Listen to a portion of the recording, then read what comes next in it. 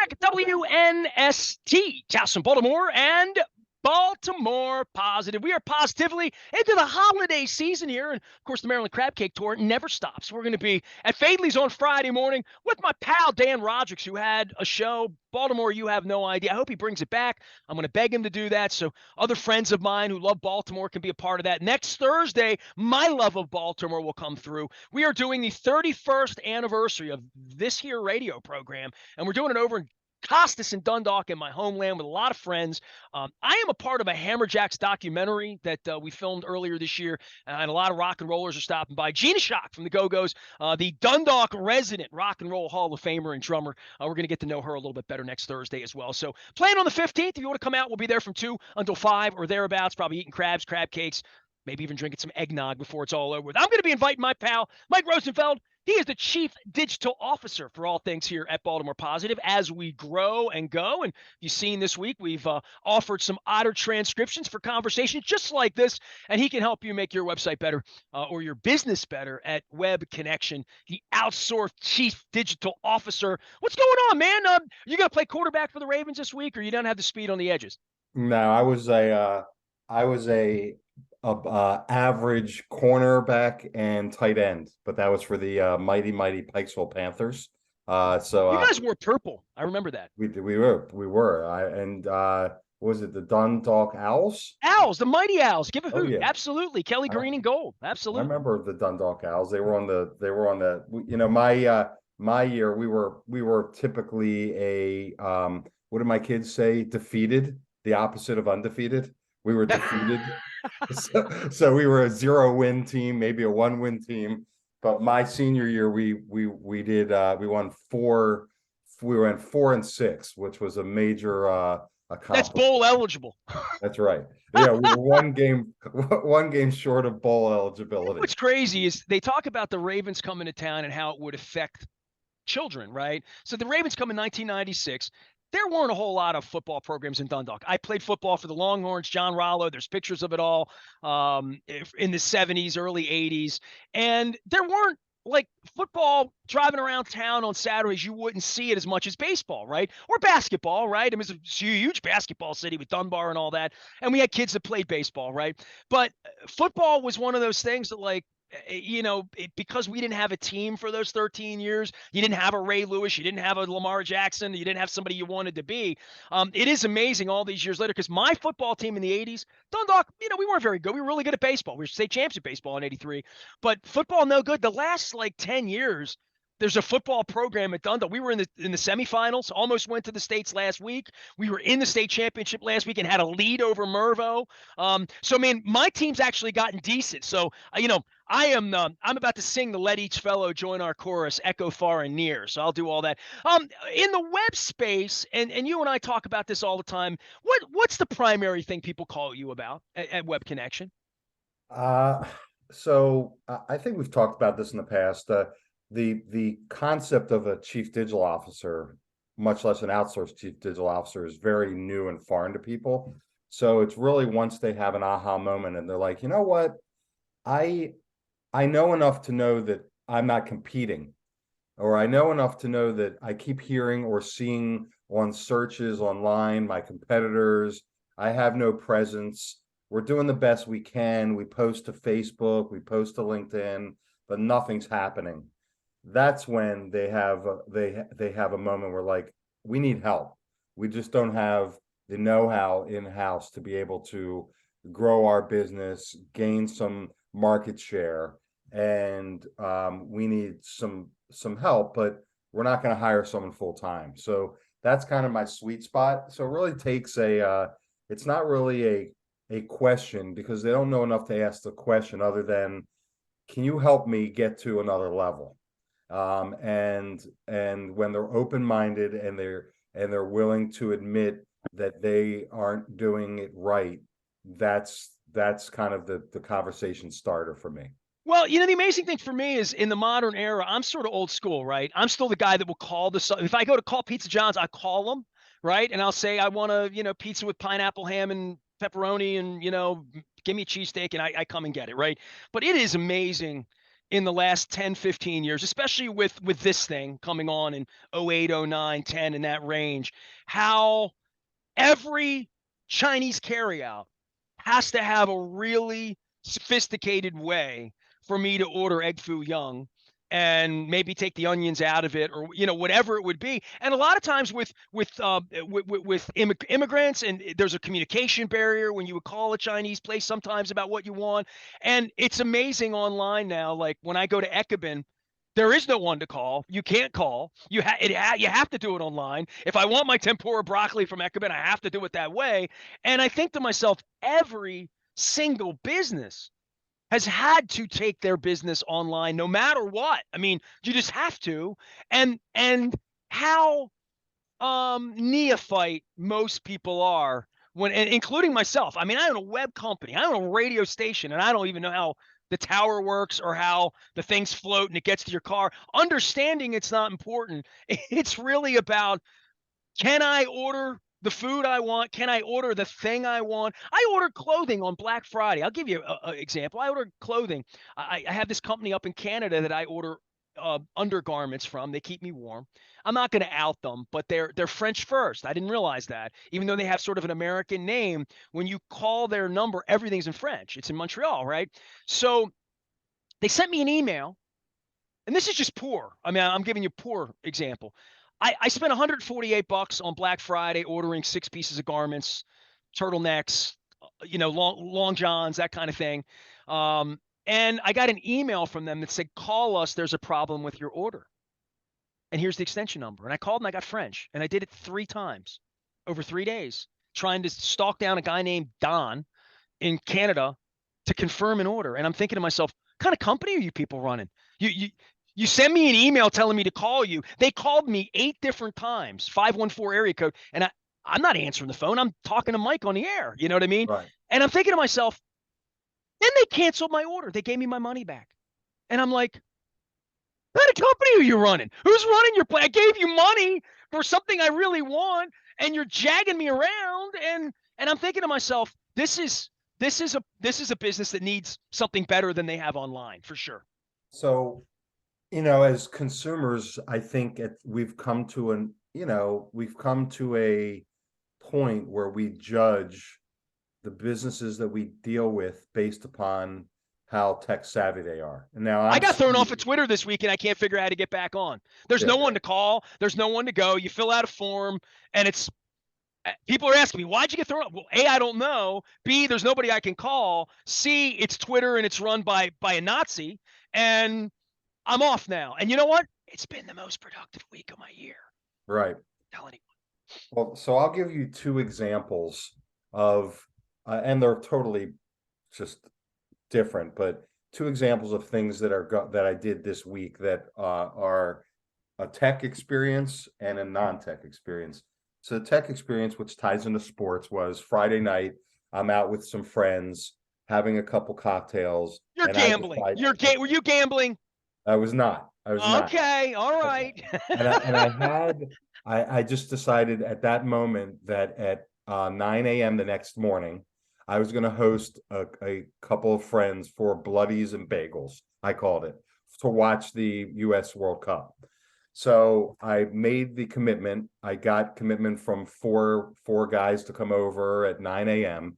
And I'm like, oh, I I have to wake up early to get the bagels, and I went home, I didn't have vodka, and I didn't have the Bloody Mary mix. I'm like, how am I going to get all this stuff? What an idiot. Now I gotta hustle. I gotta hope I don't wake up with a slight little hangover. I gotta get a good night's sleep. So I get home and I open my iPad. I order bagels to be ready to be picked up at 7 a.m. so that I don't have to worry about a line. I can just go in, and I marked all the things I had to do, figured out how long it would take, with enough time. By the time I was done and had everything set up, ding dong, the first person's here. Everyone had a great time except for the game, of course. That's scenario one, like leveraging technology to make a plan. Two, and this is not unusual, in my experience, people who are in the home improvement, service technician industry are always the slowest to adopt technology. So now I get home that from that night and I realize one of my two zones of heat doesn't work. So I have someone come out here. They're like, "Yep, you need a part. We're gonna have to order the part." So that's on Saturday. We're sitting here now on Wednesday.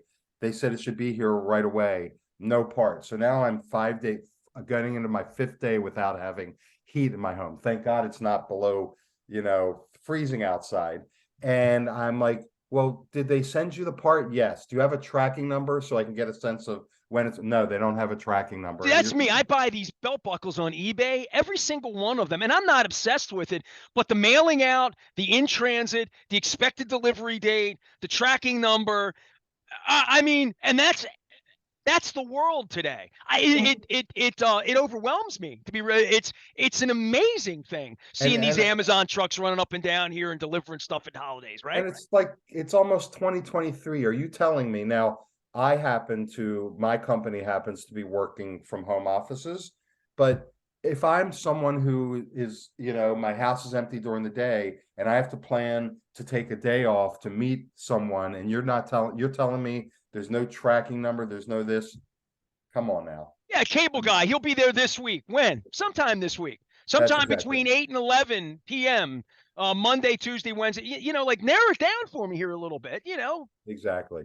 So, and then you're like, okay, anyone can open up and find that there's a circuit board in my thing that needs to be replaced. I'm not going to use this company again. I'm making an educated decision and a mental note that next time do not call this company and call another one who seems to be on top of their game that can communicate in a little better way. Um, I can also relate to what you're saying about Twitter and trying to figure that out.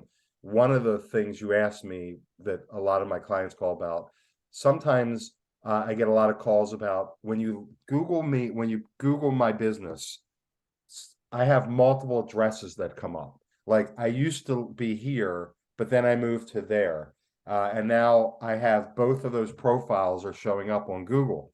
And one of them has like 3 reviews and the other one has 50, but the one that has 3 reviews has one-star review and it looks really, really bad. How do I get rid of that one? And I'm like, you got to call Google. And unfortunately, Call Google. What? You told me to yes, call Google. I'd say there ain't no Google there. Who am yeah. I calling? Now, here's what's worse. That office that manages that, Google has outsourced to India. And literally since the virus, that office has not reopened. So you have to struggle to try to figure out, and this is a technology giant, of course. I That know they have outsource, money. yeah, it's just insane. So it's all over the place. Mike Rosenfeld's here. He is my dude at Web Connection. They are outsourced chief digital officers. He helps us run our website. If you've seen, we started transcribing conversations out on the front for your reading pleasure as well as our Google crawl pleasure. Football and sports. I had John Martin on from the Maryland Lottery. We were talking about wagering and sports wagering and mobile wagering. I was at a friend of mine's office on Tuesday night. And his son, who's not a young son, he's a 30-year-old son, so he's like your kids or my kid, right? Old enough to wager. You're talking a little World Cup with him, and I'm like, hey man, he's like, I made some money on Morocco today, and I'm like, Oh yeah, and I'm thinking, bad, bad, bad, bad, bad. But more than that, the World Cup, I mean, I'm going to miss it when it's gone. And I didn't really think I wanted the World Cup in November, December. I prefer June and July, right? And so do the soccer players all over the world as well. And it'll be here now less than 4 years from now, right? Because they're playing this at the end of the year. So it's 3.5 years now that this is going to come here. The World Cup, even if you're not the biggest World Cup fan or soccer fan or sports fan, it has been a part of vernacular for people that I never knew were soccer. I mean, I didn't know this guy was a soccer fan at all. He's like, yeah, I figured, 50-50 chance in PKs. I got the 130 on Morocco, and I figured they're playing well. They might win. I won $13. I bet 10. right. and I'm thinking sports has become something completely different right before my very eyes. My 31st anniversary next week on Tuesday of doing this every day of my life, talking to sports fans every day of my life, talking to gamblers, wagers, people that purple flamingos on their lawn. But the sports wagering and the mobile thing, from a tech standpoint, this has opened up an incredible can of worms for possibilities, even for a guy like me that I'm not a gambler, but like I know England's not going to win, so I'm, Right. so I'm going to, I mean, there's a part of this where you're like, all right, I'll bet on Brazil or whatever, make it a little more fun for 10 or 20 bucks, which feels even, I don't know, even different than doing it on football for me, because for so many years I've watched football and never really gambled on football. Most weeks I didn't even know the line on Ravens Right. games. Over the last 15 years, people would say, "Hey, they nasty, the Ravens favorite." And I'm like, I really don't know. I don't gamble on the stuff. Yeah. So interesting you say that because around the time that the World Cup started, Maryland was able to now start using DraftKings and whatever other mobile apps that are out there. And interestingly, both of my children are like, because their generation is totally into sports gambling. Well, I they're into something different than you and I. You and I were into Baltimore. Oh, it's Baltimore. I love my town. yeah. They're more into like, oh, it's fantasy sports, and it's just entertainment to them. It has no civic value to them, I don't think, to anyone under the age of 35. They see it for the mercenaries and the Chad Steels that are behind all of this. I have a very tough time imagining, and look, I'm not against it. This is just my own thing. But participating in fantasy football and hoping members of the Steelers have a good game, but the Steelers lose. I mean, I don't know how to justify that. I just I want them never to got lose. into it. I Yeah, I just never, want them to people would say, lose. you should do a fantasy show. And I'm like, nobody cares what running back I'm starting. No, Right, really, they don't. I mean, right. and I had people come to me for years and years. And I'm like, if you're into it, you're into it. God bless you. Go win your $500 pot at the end of the year. They do these playoff games in the middle of like the games that don't matter the next 3 weeks when the Eagles are resting guys or whatever. Like, I've never understood fantasy football. Never played it, never had any interest in it. But there is an interest in me this week that I'd say, if the Chiefs are 6-point favorites one way or another, would I bet $10 or $20 and to have action or whatever? I'm way more inclined to do it now than I've ever been, because I didn't want to have to find Louis the bookmaker. You know what I mean? Right. Like calling my games in and like all the stuff that quite frankly, I had degenerate employees here for years that did this stuff. And I'm like, the hell's wrong with you guys? Now that it's on your phone, it feels a little bit more like buying a flight or something or It ordering does. Eckapan tempura. It does. Look, my kids are adults, but they're still my kids. So I kind of check them. I even asked one of my sons, I said, have you won or lost more than five figures in a year? They're like, no. And I'm like, okay. So basically you can afford to do what you're doing, because I know that for some people it's a legitimate disease. But both of my kids are trying to put me in a position to see if I can resist being diseased, because they both said, "Hey, DraftKings now gives you $50 for free. You have to gamble it, but if you get it, I also get $50." I'm like, "Oh, I see what's going on here." It's a Ponzi scheme. That's right. But everyone who I hear says, "Look, if you can control yourself and bet $10 like you'd buy a movie ticket, it really does change how you look at sports, and you're on the edge of your seat till the end, where under normal circumstances, like I yesterday, go to bed. I was flipping back and forth to watch the Illinois-Texas game, hoping the team that the Terps just beat will beat the number 2 team in the country. That'll help us. But if I had $10 on it, I would have probably watched it from the beginning to the end. So I get that part of the appeal and that entertainment, as long as you can control yourself.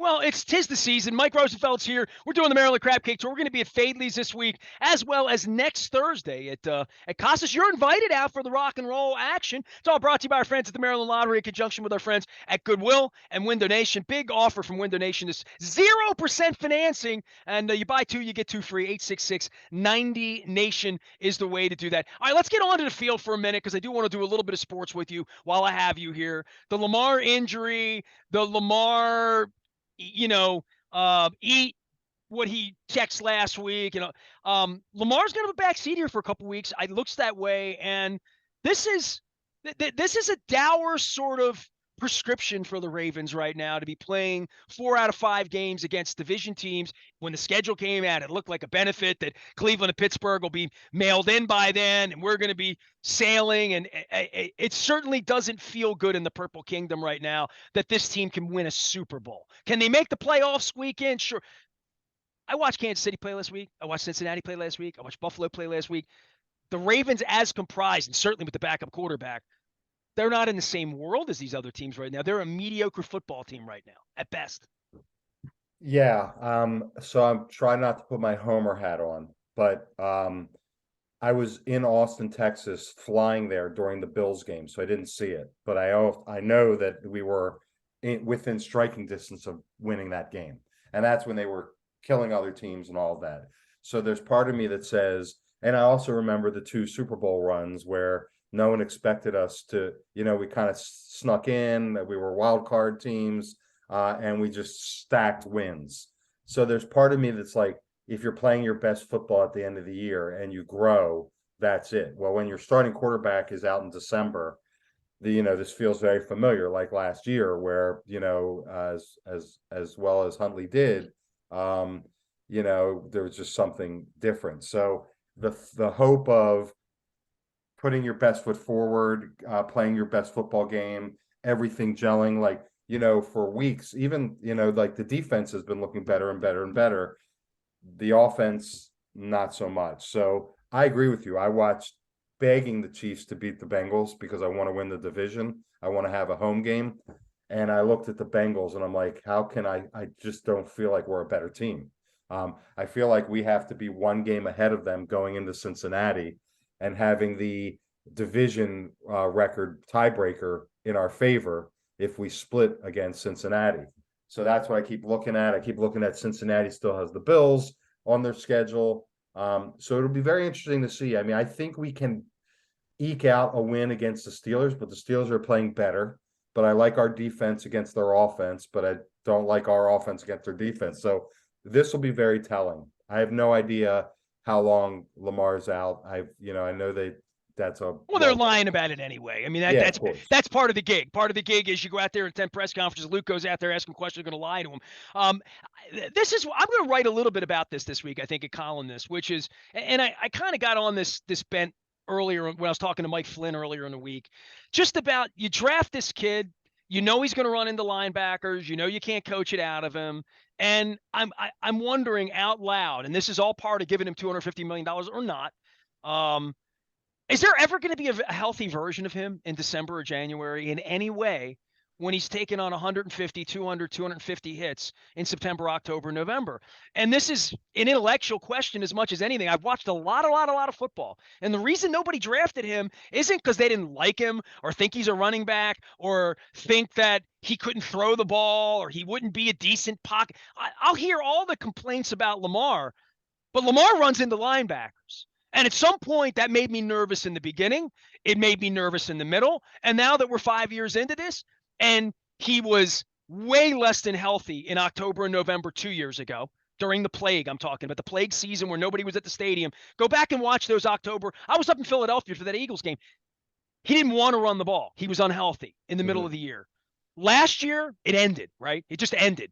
He had a sickness. He didn't play in Chicago. He came back. He played in Cleveland. It was all over with at Thanksgiving, and he's gone. Now here we are in December, and they're lying about his injury, right? So like whatever they're saying, they're not telling you the truth. So however long he's going to be out, but I know he's not available. He wasn't available last week. He's not available this week. Probably won't be available next week. And then you have to say to yourself, how healthy is he really going to be on January the 8th to play Cincinnati to get into the playoffs? And then once you get there, because if he's not healthy, I don't want to say he's worthless, but he's not a great passer. He's not a great commander of the game. He's not like, if he's got to stand back in the pocket and act like a normal quarterback, they're going to lose. He can't win that way. Part of the game for him is he can't have 80% of his wheels or 90% of his wheels. He has to have 101% of his wheels for this particular offense and what they want to do, which they want to run him 8, 10, 12, 14, 16 times a game when they're behind in the third and fourth quarter. There's been nothing about this. And again, I don't want to piss on them too, but they're 8-4, right? They're 8-4, and people want to fire the coach. They want to fire DaCosta. They're yelling at Roman, and I'm thinking to myself, they're 8-4. I mean, I'm not. But the question is, you can be 8-4 with a beaten up quarterback every December. Who would want that? Who who would want that? Yeah. So this is where it gets tricky because I mean you're in the business, but everyone has their opinion, right? I would begin by saying I think Lamar's great for the game. I think he's been a solid guy and a solid leader and is unbelievably talented and brings something unique to the game. So I'm going to start with that. But you asked some really solid questions. The first is he's representing himself and he wants a deal that surpasses a ridiculous deal that everyone thinks is over the top that the Browns did, which is a losing organization for Deshaun Watson. So that's number one. Number two is I try to look objectively at teams that put a lot of money into their quarterbacks to see how competitive they are over years when they have so much money tied up into one position. And if you look at the numbers, I don't think that you'll see that there's a lot of teams that go and win multiple Super Bowls or even go to multiple Super Bowls when they have that. So that's something else. And the last thing I'd say to your point is forget about what Lamar's going to look like in January of this year. Think about if he's signed by any team and he continues to play the way he plays in January of 2025, in January of 2026, with all the abuse over the years based upon his running style. And would he be worth that max contract at that point that you've tied up in him? And I fear that the answer would be no to that. So he'd have to pivot the way he plays or protect himself or slide. But that's just my opinion. I think when they're down 6 points in the third quarter and stuff's not working, I've seen this too much. He runs some more. It's RPO run, RPO run. I have doubts. I really do have doubts. Mike Rosenfeld is here. I have no doubt about him as our chief digital officer. He is Web Connection, the outsourced chief digital officers. You can find him out on the front of BaltimorePositive.com as well. You can find me at Fadley's on Friday, back at Costas on next Thursday, doing the holiday version in 31 years of the Maryland Crab Cake Tour presented by the Maryland Lottery in conjunction with our friends at Goodwill and Window Nation. I am Nestor. We are WNST, AM 1570. Luke is in Owings Mills all week long, brought to you by Royal Farms. We're getting ready for Pittsburgh week. We are BaltimorePositive.com.